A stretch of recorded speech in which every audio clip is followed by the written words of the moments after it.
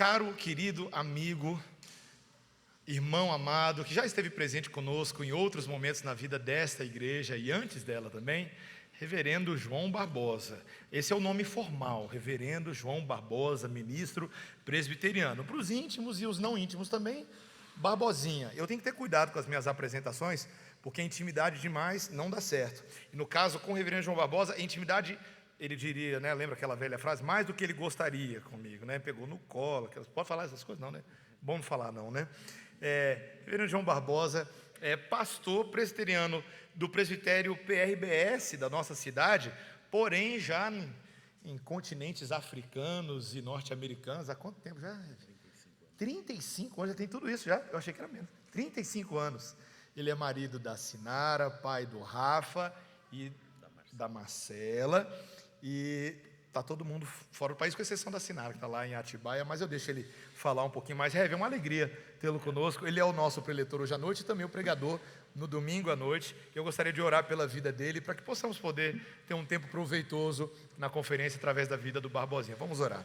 Senhor Deus, é muito bom ter amigos no reino, na missão, e o Senhor tem concedido a essa igreja e a mim como pastor também, amigos amados. Muito obrigado pela vida do reverendo Barbosa, pelo trabalho que ele tem feito através da OC International, que o Senhor possa continuar usando a vida dele, especialmente também ao longo da nossa programação, por meio da pregação do Evangelho e da apresentação das ideias que vão nos encorajar, nos estimular. Usa a vida do teu servo para que Cristo seja visto e ouvido através dele, em nome de Jesus, amém. Deus te abençoe. Sinimbigelela egameni, linkosi Jesu. Aí é a hora que você fala amém, louvado seja Deus. Nós nunca, no sul da África, nos levantamos diante do povo de Deus sem primeiro dizer: eu saúdo você com a maravilhosa graça de Jesus. É Jesus que nos traz juntos. Não foi você que decidiu hoje, porque era aniversário da igreja, ou porque tinha uma conferência missionária, vir para cá. Deixa eu dizer uma coisa para você: Jesus te trouxe aqui. E eu quero que hoje, durante esses dias, você tenha esse entendimento. Porque não tem melhor coisa na vida do que ter um Salvador, de ter alguém que traz esperança para os nossos corações em dias tão difíceis, tão complicados como os que nós temos vivido. Meus amados, a cada dia que passa, eu tenho entendido que se não fosse Jesus, como diria lá no sul do Brasil, nós estaríamos fritos em pouca banha.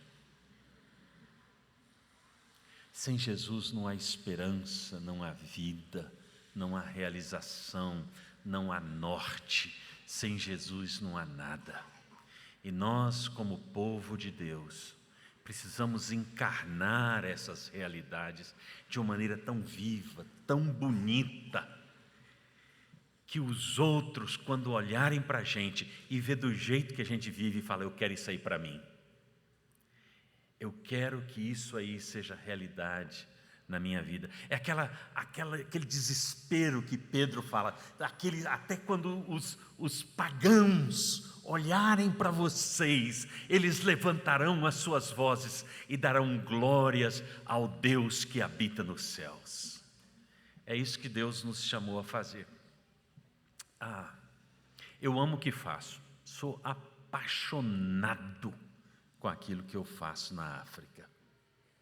Quando eu saí de Brasília, tinha gente que falava comigo: mas para que você vai para tão longe? Nós precisamos tanto de você aqui. A minha única resposta que eu tinha é: o tabuleiro de xadrez pertence ao Senhor, Ele mexe as pedras desse xadrez como lhe apraz, como lhe convém. Eu não sei porque que eu estou indo, mas eu sei que Ele está mexendo em mim como uma pedra desse xadrez, para um outro lado do tabuleiro.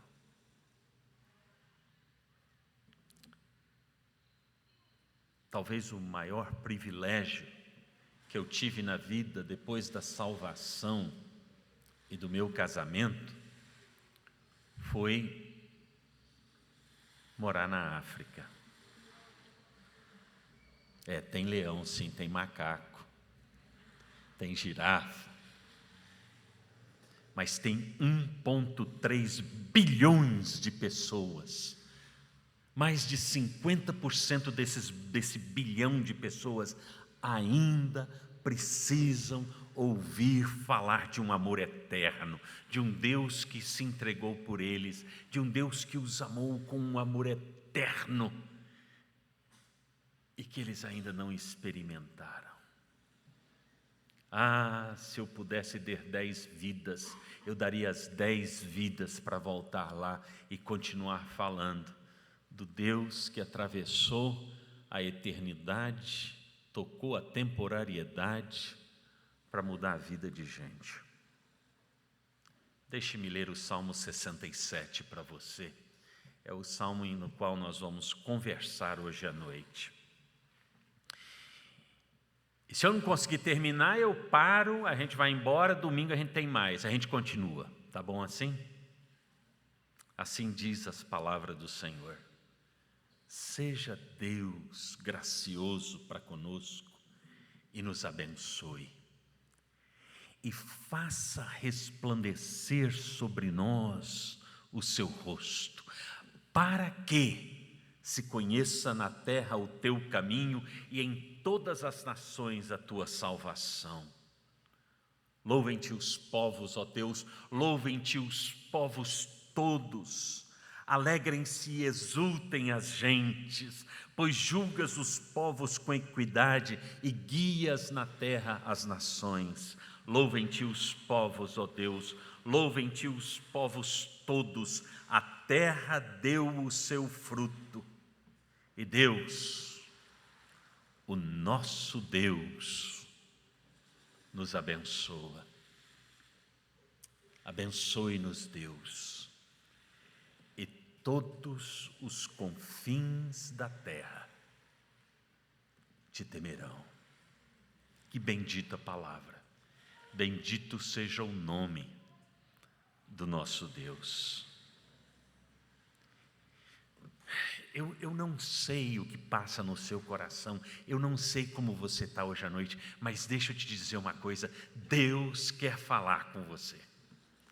Se você crê nisso ou não, não me interessa, mas Deus quer falar com você. E eu queria convidar, quero te desafiar, eu quero te chamar para a presença de Deus, para que você fale com Deus assim: Deus, eu vim aqui hoje à noite, fala comigo, tem misericórdia de mim, mexe com o meu interior, mexe com tudo que tem na minha vida, faz uma bagunça dentro de mim, mas pelo amor do teu nome, fala comigo. Fala isso para Ele agora. Vento sopra sobre nós o teu sopro, reunidos neste ajuntamento. Honra e santifica este momento com a tua igreja, que é o teu povo. Porque tu és o Senhor de toda a glória, hoje e como sempre foste outrora, no poder da história. Exultamos em teu louvor. Deus, bendito Rei e Salvador, em nome de Jesus. Amém. Eu olho para trás na minha vida, eu posso lembrar de muitas coisas que Deus fez em mim, desde que eu tinha 5, 6, 7 anos de idade. E nos seus fundamentos soberanos na minha vida, Ele usou pessoas que eu jamais imaginava que podia usar para me preparar para servi-lo quando o tempo viesse.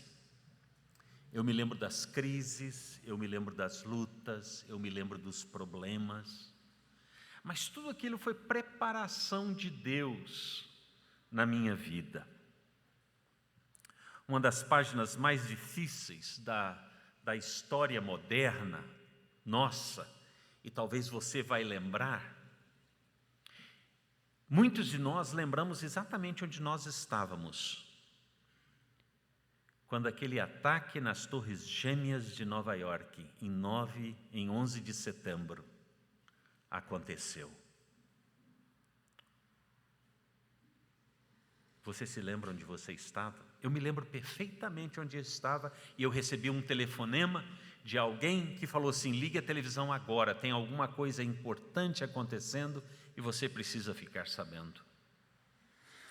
Quando eu liguei a televisão e comecei a ver as torres pegando fogo e o segundo avião acertando a segunda torre e fumaça para tudo quanto é canto e gente correndo em desespero, um cenário de dor se formou por muito tempo em Nova York. Mesmo depois que tudo aconteceu, aquela dor continuou. Mas uma coisa ficou marcado naquela tragédia para mim. Foi a morte de muitos bombeiros, algo trágico, e que ficou na lembrança de muitos envolvidos naquela tragédia. Muitos perceberam porque estavam a serviço para salvarem outros. Bombeiros subiam e desciam escadas tentando encontrar gente nos escritórios e eles não tinham segurança nenhuma para saber se aquilo ia ficar bem ou se aquele prédio iria cair, mas dentro do coração daqueles homens que até hoje são honrados naquela cidade, o desespero era para salvar vida antes que a morte chegasse até eles. Eles foram chamados, eles foram vocacionados a salvarem vidas, porque tinham o treinamento para tal. No final das contas, muitos bombeiros trouxeram a esperança para muitos que não sabiam o que fazer. Eles foram colocados onde estavam, com o treinamento que tinham, para exercer uma função vital. E a função deles era salvar vidas. Quantas histórias semelhantes a essas nós já ouvimos em nossas vidas, não é mesmo? Com o passar do tempo. Pessoas que estavam no lugar certo, na hora certa, para trazer vida, mas que muitas vezes, para que as vidas fossem salvas, eles acabaram entregando as suas próprias vidas para que os outros não morressem. Se você para um pouquinho e começa a pensar, você também terá muitos exemplos como esses na sua vida, que você já viu, gente com quem você já conversou. Por um outro lado, nem sempre alguém precisa morrer para que outros experimentem vida. Você pode ouvir, ler e ver atos incríveis de pessoas que se colocaram em situações difíceis, mas conseguiram assim evitar desastres. Eu me lembro, alguns anos atrás, em Paris, quando um imigrante africano escalou 3 andares de um prédio para salvar uma criança que estava sendo pendurada pela mão de uma mãe desesperada que não sabia como fazer e ela não conseguia colocar a mão por baixo para levantar o seu filho. Quando o chamaram de herói, sabe o que ele disse? Ele disse o seguinte: eu não sou herói, eu vi que eu podia fazer alguma coisa por aquela criança. E eu fiz. Meus queridos, os Salmos é uma coletânea de cânticos. Os Salmos são todos eles cantados no meio do povo de Israel. Há salmos dos mais diversos. a maioria deles escritas por Davi, mas alguns deles foram compostos por outros autores. Alguns destes salmos são proféticos, que apontam à pessoa diretamente, apontam para a pessoa de Cristo. Diz o Senhor ao meu Senhor: não permitirás que o teu escolhido veja corrupção. Alguns são mais reflexivos, exprimem a introspecção, quando nós olhamos para dentro da nossa alma: por que estás abatido, ó minha alma? Por que te perturbas dentro em mim? Espera em Deus. Eu quero ver com vocês como é que este salmo retrata essas realidades, as realidades de como nós vivemos no dia de hoje, a realidade do mundo de hoje. Vamos voltar para as Escrituras. Salmo 67, no comecinho dele, diz uma coisa muito interessante. Ele expressa quem Deus é. Ele mostra tudo começa e termina em Deus. Seja Deus gracioso e nos abençoe. Ele olha de volta para o livro de Números, que diz: o Senhor te abençoe e te guarde. O Senhor faça resplandecer o seu rosto sobre ti e tenha misericórdia de ti. O Senhor sobre ti levante o seu rosto e te dê a paz. Então Deus é gracioso. Deixe-me te dizer uma coisa: se você há muito tempo tem pensado que o Deus das Escrituras é um Deus violento, é um Deus mau, é um Deus que castiga, é um Deus que está olhando para você por um microscópio para saber qual é a próxima virada, a próxima palavra que você vai dizer para chegar com um porrete e pimba na sua cabeça, esse não é o Deus das Escrituras. O Deus das Escrituras é um Deus gracioso e misericordioso e bom além das palavras.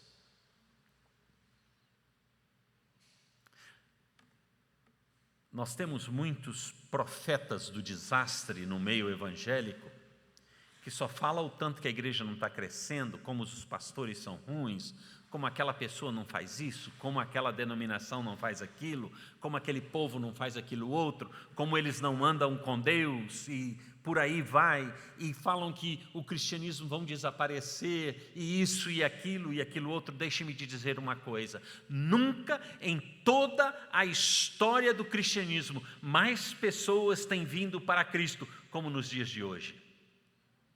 A cada domingo, em média, ao redor do mundo, 80 mil pessoas falam: eu preciso do Salvador, que é Jesus. Eu quero Jesus para mim. E abrem os seus corações e são achados pelo Salvador. Alguns falam até mesmo a questão do islamismo ao redor do mundo, a violência. Como é difícil um islâmico vir a encontrar Jesus Cristo. Deixe-me te dizer uma coisa: mais islâmicos têm vindo para Cristo hoje do que nos últimos 50, 60 anos. Todos os anos, no mês de Ramadã, o mês do jejum muçulmano, mais pessoas sonham ou têm visões de um homem que desce dos céus, vestidas de vestiduras brancas, com marcas nas mãos e marcas nos pés. E eles não sabem quem é esta pessoa. Eles começam a procurar, e geralmente ao redor deles, naquela região, existe um missionário que está lá trabalhando como agricultor, ou como um consultor, ou ajudando pessoas a criar ovelhas, ou a criar oliveiras. E finalmente eles podem perguntar: eu tive este sonho, ou eu tive esta visão, quem é este homem? E aí alguém pode começar a contar Isaías capítulo 53, este é o homem de dores, que sabe o que é padecer, e ele veio aqui para padecer por você, para trazer uma vida que você ainda não experimentou. Temos que entender que o Deus das Escrituras é o Deus de toda misericórdia e bênção, que nós não teríamos vida fora dele, que nós dependemos da sua graça e bênção para podermos experimentar a vida em abundância que Jesus prometeu. Por causa disto, Ele se revela a nós. Seja Deus gracioso para conosco e nos abençoe, e faça resplandecer sobre nós o seu rosto. O que o salmista está dizendo aqui, aquela figura de Moisés, quando Moisés fala com Deus: Deus, eu quero ver o Senhor, eu quero ver o teu rosto. E Deus fala: você não pode ver o rosto, porque quem vê o meu rosto morre. Eu vou te colocar numa brecha no meio de duas pedras bem grandes, e você vai ver somente o meu passar. Você não vai ver o meu rosto. E hoje, muita gente no meio das nossas igrejas clamam a isso, não é?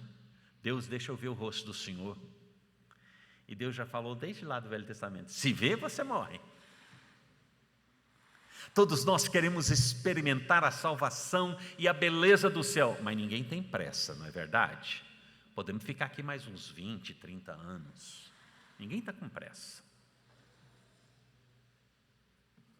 Então, Ele se revela a nós no rosto de Cristo. Filipe, há tanto tempo tenho estado convosco, e você me diz: mostra-nos o Pai. Quem me vê a mim, vê o Pai. Hebreus capítulo 1 diz que Ele é a exata imagem do ser de Deus, é a fotocópia em cores. Você quer ver a Deus? Chegue-se até Jesus. Você quer experimentar de Deus? Venha para Jesus. Porque saber quem mais Deus é, saiba mais a respeito de Jesus, como Ele tem se revelado já na sua Escritura. Olhe para o texto. Deus nos abençoa, Deus tem misericórdia de nós, e Deus guia os povos, Ele julga as nações. A pergunta que eu tenho para você hoje é: onde é que você encaixa nesse plano aí, de Deus guiar as nações, de Deus julgar as nações, de Deus falar com as nações? Meus queridos, nós só temos 2 tipos de gente no meio do corpo de Cristo: os obedientes e os desobedientes. Não temos outro, não tem uma terceira via. Ou nós vamos, ou nós somos desobedientes. Não tem outra opção. Ou nós vamos com os nossos joelhos, ou nós vamos com os nossos talentos e os nossos tesouros, ou nós vamos com as nossas orações, ou nós vamos com as nossas ofertas, ou nós saímos de onde nós estamos e vamos, porque Ele exige de nós nada mais, nada menos do que estrita obediência.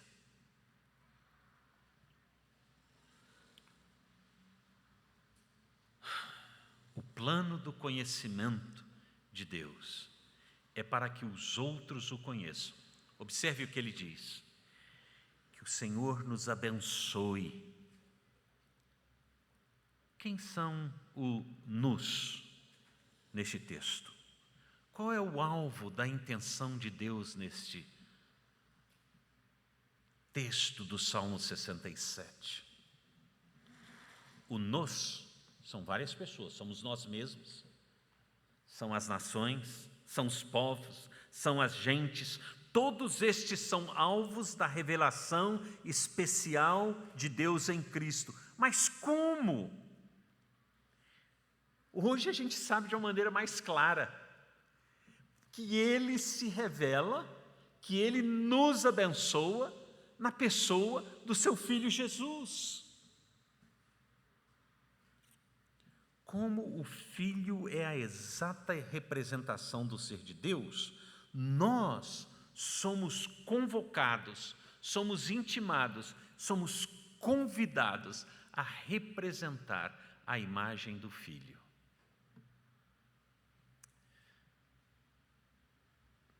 Eu não sei se você já brincou disso quando você estava lá no curso primário, no grupo escolar. Brincou daquele negocinho de pegar um espelho e ficar refletindo o sol na cara dos outros? Eu nunca fiz isso, prometo a você. Eu ficava vendo os outros fazer. Sabe, naquela coisa dos outros? Eu via os outros fazer. Eu achava até interessante. Nós somos chamados para fazer exatamente isso, refletir o brilho, refletir a glória, refletir quem Jesus é, através daquilo que nós falamos, através daquilo que nós fazemos, por onde nós andamos, onde quer que seja. Há anos atrás, uma mulher na região do Sahel, na África. A região do Sahel é a parte da África bem no limite do Saara, que vai do leste ao oeste. Passa um pouco abaixo do Senegal, atravessa todo o continente. Uma senhora perdeu o seu marido. E na África, quando alguém perde um membro familiar, é bem parecido com os textos bíblicos. Se gasta tempo curtindo aquele luto, a tristeza, o choro.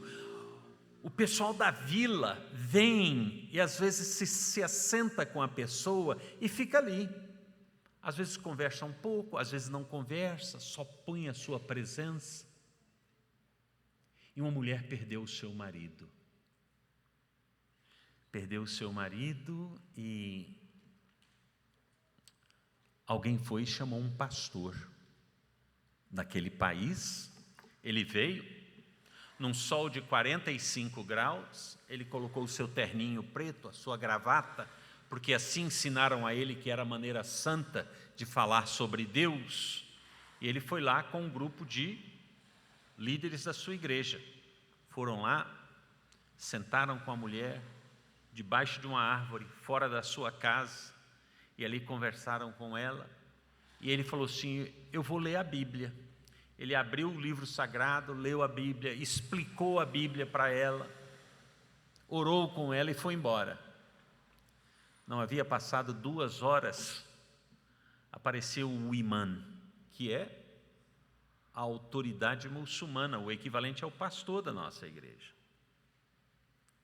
O imã sentou com ela, contou histórias do Alcorão, contou histórias de Maomé, a confortou e foi embora. Mais tarde alguém virou para ela e falou assim: são 2 coisas diferentes, aquele primeiro e aquele segundo. Se a senhora fosse escolher, se a senhora quer escolher um para seguir, quem que a senhora escolheria? Ela parou, pensou: eu escolheria o segundo. O homem assustou e falou: mas por quê? Ela falou assim: porque para eu acreditar no Deus do primeiro lá, eu tenho que ler, eu não sei ler. A partir de acontecimentos como este, alastrou-se pela África o desejo e a admiração pelo contar as histórias do Evangelho. Passar o Evangelho para aqueles que não sabem ler através das histórias que Jesus contava. A contar a história de Jesus. E nós começamos a fazer pontes de contatos, networks em todo o continente sobre contar histórias.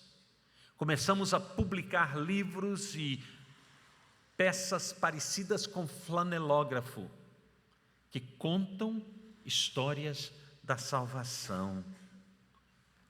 Por que isso, meus irmãos? Porque nós temos que fazer todo o esforço, de todas as maneiras, em todos os lados, tudo o que podemos fazer, para que a história de Jesus seja contada, para que alguns sejam salvos. Não é assim que Paulo fala? Eu me faço de tudo para com todos, para que alguns sejam salvos.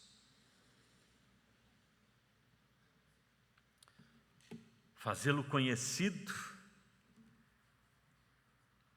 só pode acontecer através daqueles que já receberam as boas novas, aqueles que ouviram e tiveram a semente da fé plantada em seus corações e puderam crer no Salvador.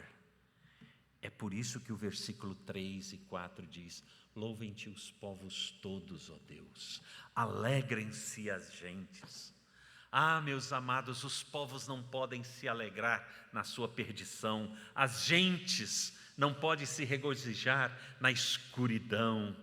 É por isso que o texto de Salmo 138 diz o seguinte: render-te-ão graças, ó Senhor, todos os reis da terra, quando ouvirem as palavras da tua boca, e cantarão os caminhos do Senhor, pois grande é a glória do Senhor. Um dos grandes problemas que nós temos hoje no ministério missionário ao redor do mundo é que ainda existe gente que fala assim: eu vou lá levar Deus para eles. Essa é a maior derrota do movimento missionário. Deus não precisa ser levado, Ele já está lá, preparando gente para ouvir a gente. Ele já está lá fazendo coisas que a gente não tem a mínima ideia, para que eles estejam prontos para ouvirem a palavra da salvação. A ti virão as nações, desde os fins da terra, e dirão: nossos pais herdaram só mentiras e coisas vãs, em que não há proveito. Assim dizia Jeremias no capítulo 22. Eles creram em coisas que não vêm do Senhor. Mas nós, depositários da herança bendita de Deus, na pessoa de Jesus, temos aquilo que o povão todo, aqui dentro e lá fora, precisam. Aí você pode falar comigo assim: mas pastor, o que isso tem a ver comigo? Eu estou aqui em Brasília, numa boa, estou curtindo a minha vida.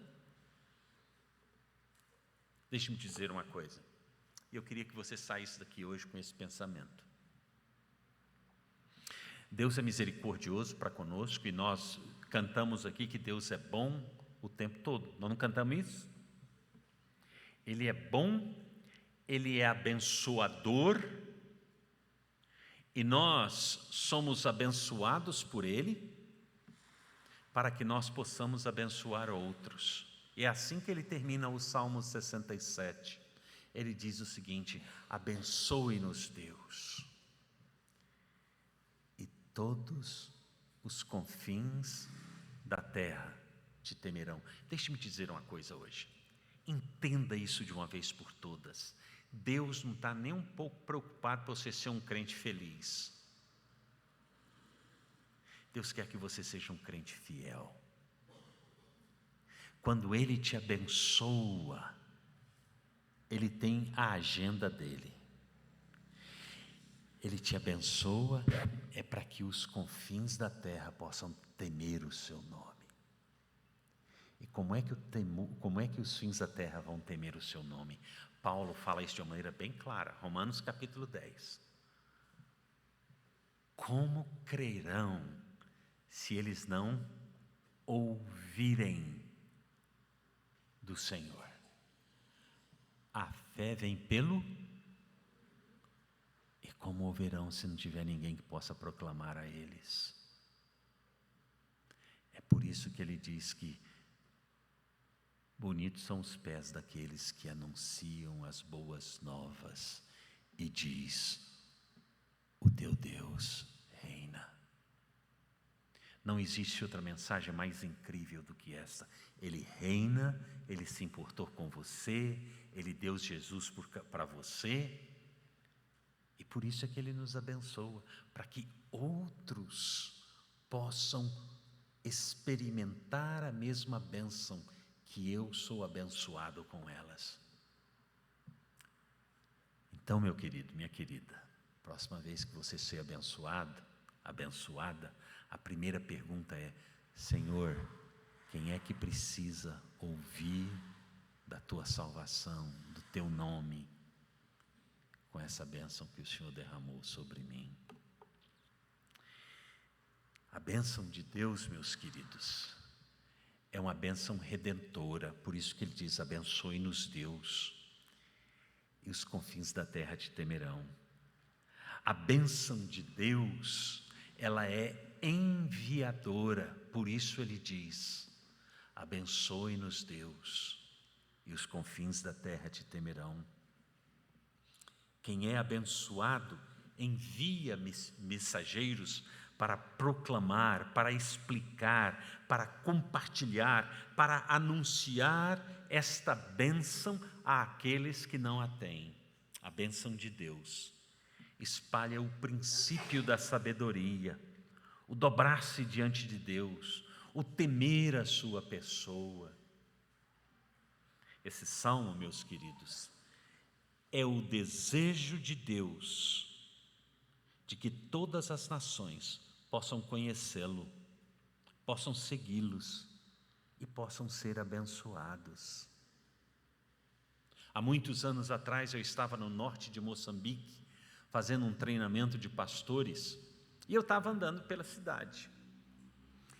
E eu notei que naquela área tem muitos islamitas, principalmente que vieram do Paquistão, e eles são bons negociantes e tinham muitos negócios de carros usados. Eles vendiam carros usados. E eu vi alguns islâmicos andando para cima e para baixo numa rua, e eles seguravam um material que parece um terço, que é a mesma coisa. Eles vão orando e orando para Alá. E um homem perguntou a ele: o que vocês estão fazendo? E eles estavam a rodear um grande quarteirão. E dois deles responderam à pergunta, falou assim: nós estamos orando. E o homem perguntou: você pode dizer para a gente o que vocês estavam orando? Para que vocês estavam orando? O que vocês estavam fazendo? Eles falaram assim: nós estamos orando para que Alá nos dê nampula, para que nós possamos oferecer nampula a Ele.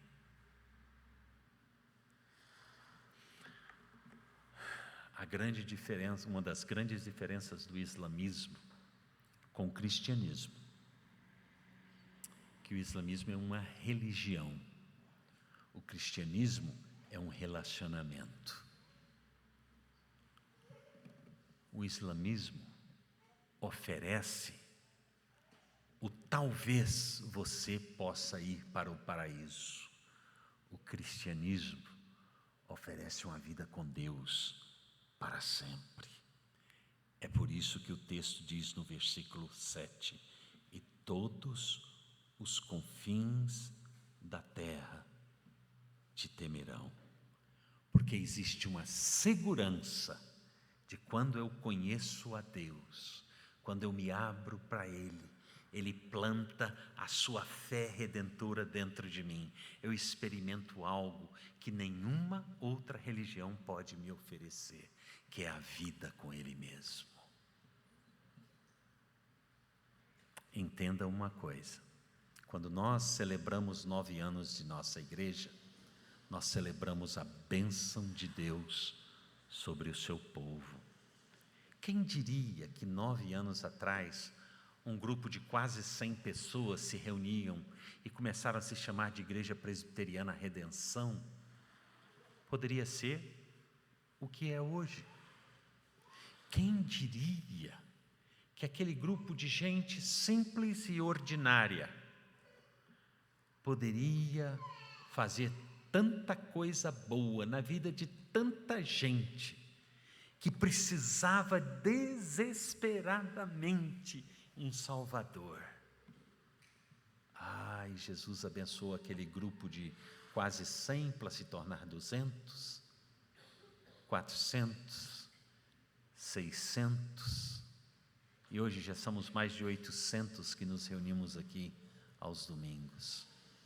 Ah, amados, a bênção de Deus vem sobre você e vem sobre o povo dele, para que outros possam temer o seu nome e para que outros possam temer o seu nome. E quando eles temerem o seu nome, outros possam temer o seu nome. É por isso que nós dizemos: abençoe-nos, Deus. E todos os confins da terra te temerão. Vamos orar.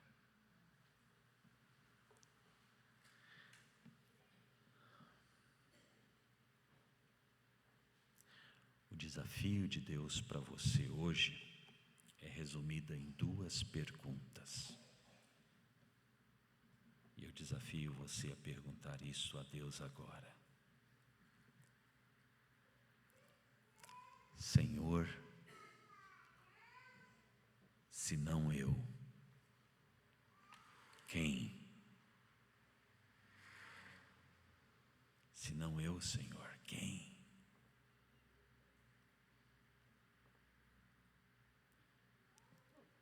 Senhor,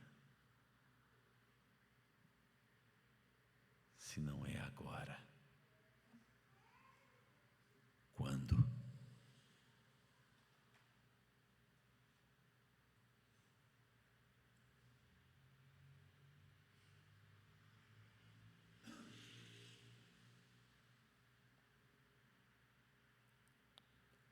Abençoe-nos, Deus, e todos os confins da terra te temerão para a tua glória, para a tua honra, para o teu louvor. E nós já olhamos com ansiedade para aquele dia, quando gente de todos os povos, todas as línguas e de todas as nações adorarão o Cordeiro de Deus e dirão: digno é o Cordeiro de Deus que venceu, aquele que era, aquele que é e aquele que há de vir, e se prostrarão diante do trono santo e deixarão as suas coroas aos pés do Redentor e o adorarão para todo sempre. Bendito seja o teu glorioso nome, em Jesus, o nosso Salvador. Amém. Obrigado pela palavra, Rev, pela meditação que tivemos. Gostaria de chamar aqui